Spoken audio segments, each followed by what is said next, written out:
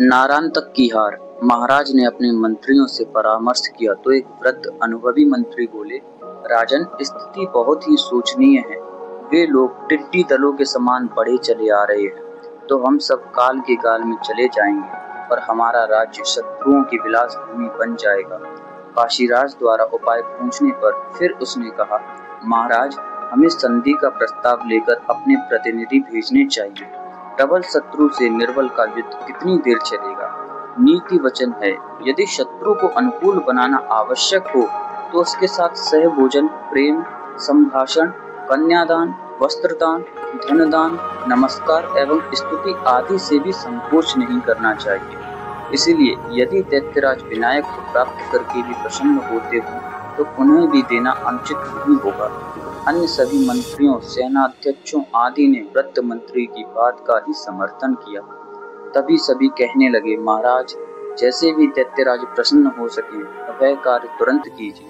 अभी यह विचार चल ही रहा था कि काशीराज की सेना का घेरा तोड़कर दैत्य सेना ने तेज गति से आक्रमण कर दिया। उन्होंने कहीं आग लगाई, कहीं लूटमार की और कहीं स्त्रियों का अपहरण करना आरंभ कर दिया। सब जगह विपत्तियां ही दिखाई दे रही थी। चित्कार के कारण आकाश भी गूंज रहा था।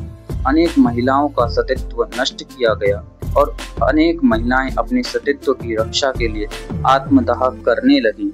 महाराज को अपनी प्रजा की दुर्दशा देखकर बड़ा दुख हुआ और वे अपने मंत्रियों और सेनापतियों को संबोधित करते हुए तेज स्वर में बोले, वीरों, अब संधि का समय नहीं है। जब तक हम जीवित हैं तब तक शत्रु को आगे बढ़ने और उत्पात मचाने से रोकना हमारा परम कर्तव्य है। इसलिए शीघ्रता से आगे बढ़ो और प्राणों की बाजी लगा दो। कायर बनकर मरने से तो युद्ध में लड़कर मरना श्रेष्ठ है। महाराज का इतना कहना था कि उनकी सेना तेजी से आगे बढ़कर शत्रु के सामने खड़ी हो गई। उसने दैत्य सेना को आगे बढ़ने से रोक दिया। वीर सेनापतियों ने डटकर लोहा लिया कि असुर दल गाजल मूली के समान कट कट कर गिरने लगे। उस सेना नगर की रक्षा के कार्य में जुट गई। सेना नगर में घुसे हुए दैत्य को पकड़ पकड़ कर मारने लगी। नारंतक को यह देखकर बड़ा आश्चर्य हुआ कि काशीराज की छोटी सी सेना ने उसकी बहुत विशाल सेना को काट डाला। अब दैत्य सेना हथियार फेंक कर भाग रही थी।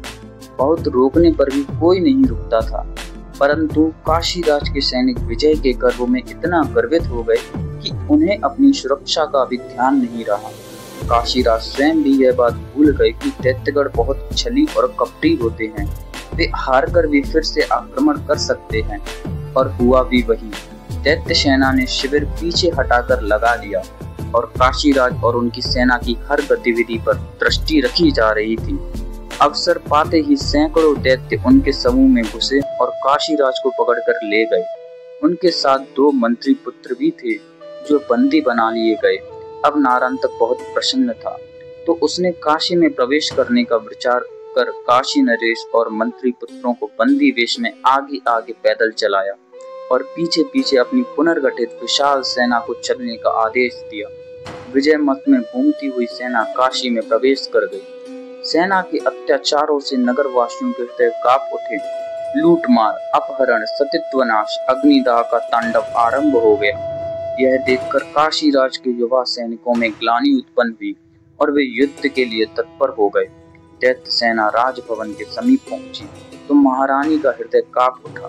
वे रोने लगी, क्योंकि दैत्यों से धन वैभव तो क्या, लाज बचाना भी संभव नहीं था। महाराज के बंदी होने के समाचार ने तो उन पर विपत्ति का पहाड़ ही डाल दिया था। महारानी का करुण विलाप विनायक के कानों में पड़ा तो वे क्रोधित हो उठे। उन्होंने घोर गर्जन करते हुए सिद्धि का स्मरण किया। वह तुरंत ही उपस्थित होकर बोली, क्या आदेश है देव? उन्होंने कहा, दैत्य बढ़े चले आ रहे हैं और तुम आदेश पूछती हो देवी? अपने कर्तव्य का स्वयं निश्चय करो। सिद्धि ने उनका मंतव्य समझ लिया। उनके संकेत मात्र पर अत्यंत भयानक मुख वाले, हल जैसे दांत, सर्प जैसी जीभ, लोहे जैसे नाखून और पर्वत शिखर जैसे मस्तक वाले असंख्य शस्त्रधारी सैनिक प्रकट हो गए।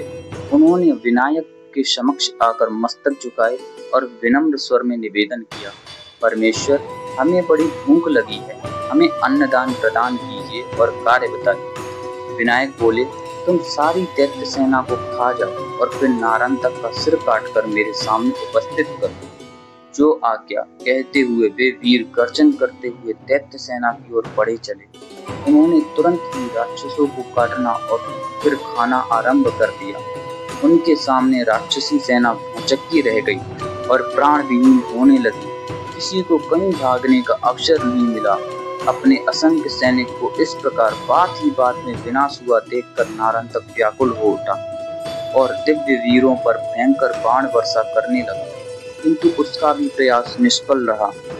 इसी समय दिव्य वीरों के प्रधान ने नारंतक को पकड़ लिया और उससे कहा, दुष्ट, मैं तुझे छोड़ नहीं सकता। चाहूं तो अभी तेरा मस्तक काट दूं, किंतु तुझे एक अवसर देने के लिए विनायक भगवान की सेना में लिए चलता हूँ। अब भी अभिमान छोड़कर उनकी चरण शरण को प्राप्त कर ले तो तेरे समस्त पाप नष्ट हो सकते हैं। यह कहकर उन्होंने नारंतक को विनायक के समक्ष उपस्थित किया और उनके चरणों में प्रणाम करते हुए बोले, प्रभु, आपके आदेश अनुसार इस दैत्य की समस्त सेना को खा लिया गया। यह राक्षस आपकी सेवा में उपस्थित है, इसे मोक्ष प्राप्त कराएं और मुझे सोने के लिए उचित स्थान प्रदान करें। विनायक बोले, तुम मेरे मुख में घुसकर जहाँ चाहो वहाँ विश्राम करो। यह कहकर अपना मुख खोल दिया। तभी वह दिव्य पुरुष उनके मुख में जाकर विलीन हो गया। काशीराज ने विनायक के चरण पकड़ लिए और भाव विभोर होकर स्तुति करने लगे। त्वमेव ब्रह्म विष्णुश्च महीषो भानुरेव च त्वमेव पृथ्वी वायुरंतरिक्ष दिशोद्रमा पर्वते संहितां सिद्धा गंधर्वा यक्ष राक्षसा।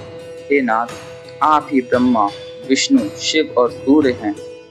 पृथ्वी, वायु, अंतरिक्ष, दिशा, वृक्षों सहित पर्वत, सिद्ध, गंधर्व, यक्ष और राक्षस सभी कुछ आप हैं। यह समस्त जड़ चेतन समुदाय आपका ही रूप है। प्रभु, आप सर्वसमर्थ, सर्वाधार, सर्वव्यापी तथा सर्वज्ञ हैं। उसके बाद काशीराज ने विनायक देव का भक्ति पूर्वक पूजन किया और ब्राह्मणों को अनेक प्रकार के दान दिए। सब जगह विजय के उल्लास में उत्सव मनाए गए। घर घर में मंगलाचार होने लगा। जिधर देखो विनायक भगवान की जय का घोष सुनाई देता था। ओम गणेशाय नमः।